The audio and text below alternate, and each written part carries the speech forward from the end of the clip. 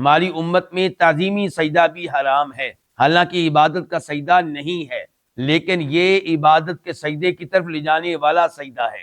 امام ابن ماجہ رحمہ اللہ روایت کرتے ہیں جناب عبداللہ ابن ابی اوفا رضی اللہ تعالیٰ عنہ سے کہ معاذ ابن جبل رضی اللہ عنہ شام گئے، اور شام اس زمانے میں کافروں کا ملک تھا، مسلمانوں کا ملک نہیں تھا۔ معاذ بن جبل نے وہاں پہ لوگوں کو دیکھا کہ وہ اپنے بڑوں کو سجدہ کرتے ہیں، اپنے پادریوں کو، اپنے علماء کو، اپنے حکمرانوں کو، اپنے گورنروں کو۔ تو معاذ بن جبل نے کہا کہ یہ اپنے بڑوں کو سجدہ کر رہے ہیں، جبکہ جن کو یہ بڑا سمجھتے ہیں وہ بڑے نہیں ہیں۔ نبی علیہ الصلوۃ والسلام سے بڑا کون ہوگا اس زمین پہ انسانوں میں؟